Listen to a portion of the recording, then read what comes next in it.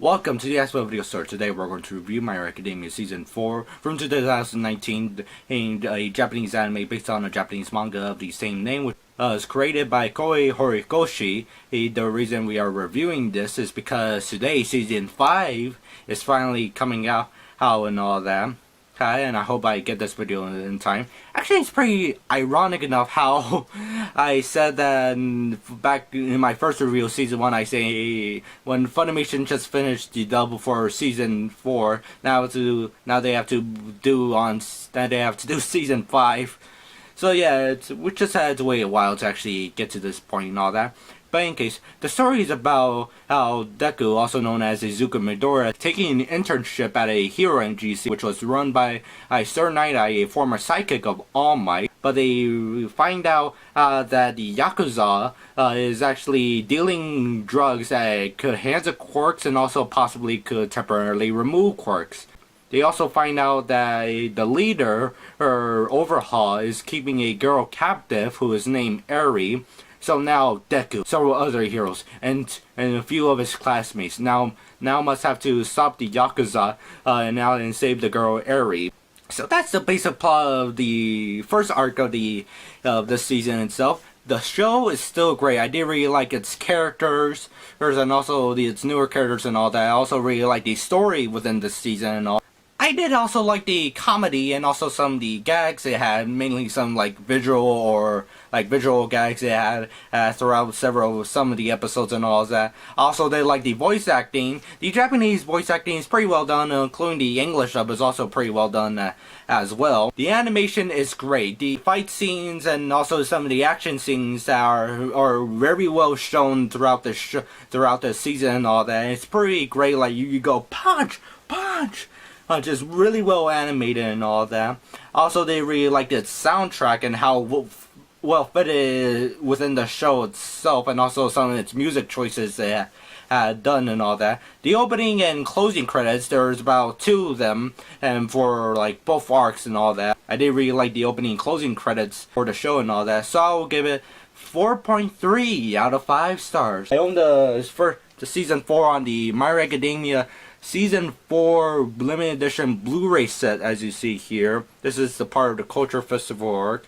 Actually, both sides are mainly the Culture Festival arc. Let me just pull this out here. Here's part 1 of the show, on Blu-ray and DVD, and my watch just turned on. And here is part 2 of the show.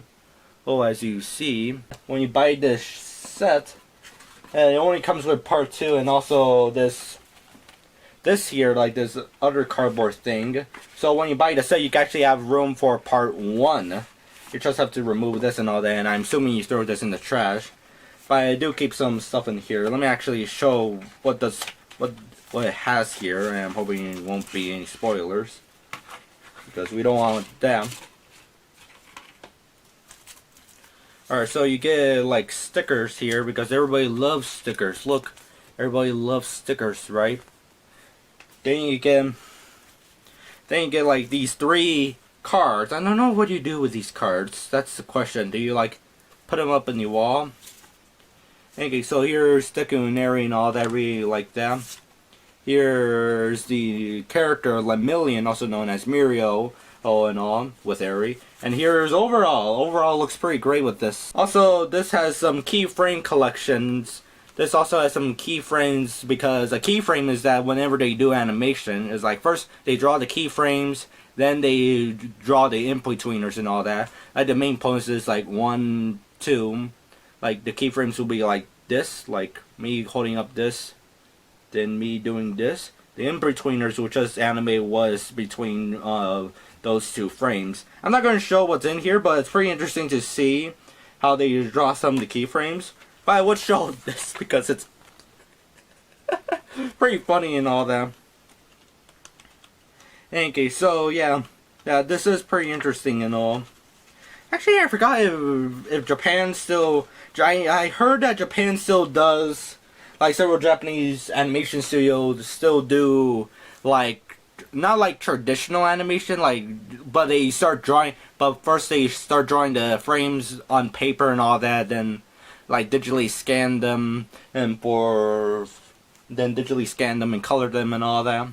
They don't do cell animation. That's the thing. They just like the first step is just like drawing on paper, then like doing the animation then doing the animation on through the computer and all that, like scan all the frames, then do it through there. I'm not sure if Japan still, if the Studio Bones does that, or if so, it'll be interesting to see. But the Japanese studios do actually do like some flash animation and 2D animation and all that. There's actually a difference between traditional and 2D animation, where basically 2D animation, you're talking about a computer, like doing things digitally, but with traditional animation, you're talking about things doing physically, like, not like physically within stop motion, but as in like within like pen and paper and all that. Also has a keychain here of Todoroki here.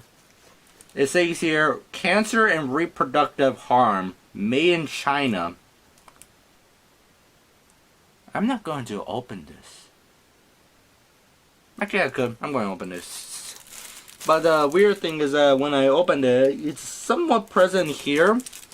I don't know if it's clear on camera, but there's some specks of wood. Like little specks of wood there. I don't know why there will be like little specks of wood. In any case, but this will be cool. No, like a cool keychain and all that. In any case, so I wonder how My Hero Academia does the animation. Actually, leave in the comments if My Hero Academia basically does the animation, like starting off doing it on paper, then scanning the frames through the computer and all that. So yeah, right now I'm struggling to put this back. Alright, there we go. Oh, it also has an art book here. Let me just pull this out. It basically looks like this and all that. Same cover.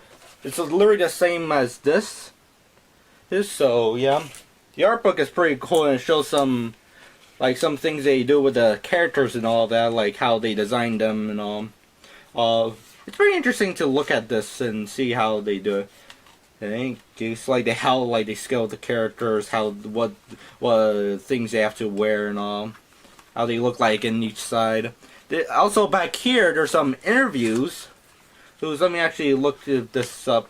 There's some interviews with the Japanese voice actors, like here for Deku, Mirio, and Sir Night-Eye, which is pretty cool. Let me just look if there's another interview. I think there's more Japanese interviews for the other characters here.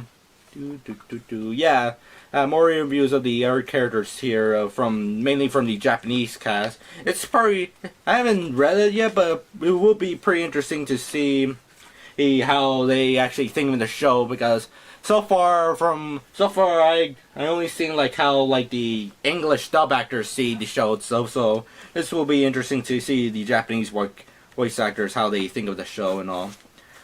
In case there's pretty cool bonus features on each of these, like the inside the episodes holds. I would say that basically the bonus features on both Blu-ray sets are pretty cool and all that. But like how they talk about how some behind the scenes facts and all that, like doing the English dub. Also have some interviews and also some panels and all that from conventions. Part 2 has two panels from, well, digital panels from Funimation Con 2020, which I actually digitally attended. It was a digital, like an online convention, but I went there on, but it's kind of funny how you try to refer of going to an online convention even though I just used my phone throughout it. But basically, it was Funimation Con 2020, and I was actually present there on Sunday, and all that, because it was both Saturday and Sunday. But I kind of messed up with the schedule for Sunday, because Texas and California are two different time zones and all that. So I was like, okay, let me schedule this, and kind of missed the Q&A panel. I kind of missed the Q&A panel of My Hero Academia of the convention and all. But the Funimation Con on Q&A panel of the My Hero Academia cast is actually here as a bonus feature and all that. There's also a game show. Basically he knows the show much more than the other and all that. Or basically they pull up questions and go, Oh, like, oh, do you? Does it like the first one they pull up was, oh, does anybody know how Ochako uses her quirk and all that? So yeah, it's pretty interesting. But one of the things they didn't put there as a bonus feature was that the My Hero Academia Funimation Con, like, basically tournament showdown where they play My Hero Academia I forgot, like the My Hero Academia video game and all that, like the second video game and all, where basically you play as the characters fighting each other and all that. They didn't have it here, but probably it's because of licensing issues, because I don't know who owns the game. Like the actual game party, like probably they have to ask the developers and the actual game company for it. Also have thoughts about the Culture Festival arc within this season, because when the episodes for the Culture Festival arc started appearing back in last year of 2020 and all that, when they like began being released, many people called it, well, I'm not sure many, but I think a few people, I'm not sure if it applies to everybody, thinks about it the same way. Well, many people say that it's like basically a filler arc. To be honest, I don't really think it's a filler arc and all that, because the show is about Deku, our main character, or basically having to go to school in order to learn how to be a hero and all that. And usually with school activities and within UA does not always have to involve, like, you know, you have to be part of a hero course or you have to do a heroic thing and all that. It doesn't really involve that, so basically I thought it was like a normal thing. You know, we're just watching kids doing their normal stuff like in school and all that. It's basically like they had a science fair. That would be the worst example, because why would they have a science fair in the My Hero Academia and all that? But basically, yeah, that's why I'm pointing out that not all the time it has to be heroics and all that. It could just be a science fair or a culture festival and all that.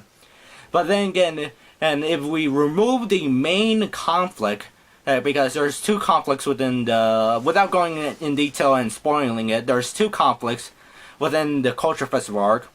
The main one is that the villain Gentle Crimo, which is this guy right here, and also the second conflict is that the Class 1A wants to do a performance, but they try and figure out what song or what to do in the performance and all of that, without upsetting the other classes.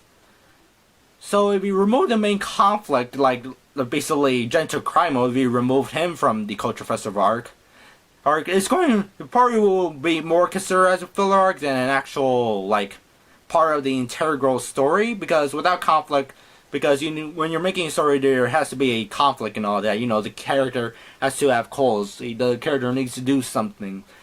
Okay, so that's basically what I'm pointing out here. But yeah, I don't think the Cultural Festival arc is a filler arc, but it's part of the story, I would say.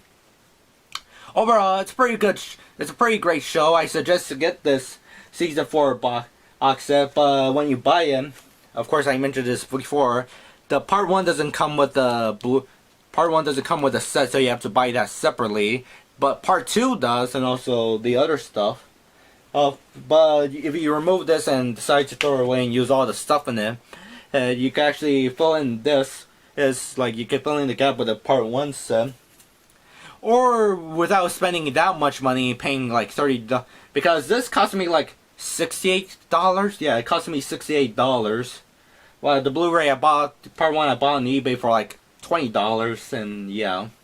So basically, if you think about your if you just go on Amazon and buy and spend $30 on both parts separately, you save about $8, which removes all tax which does not include tax and shipping and all that.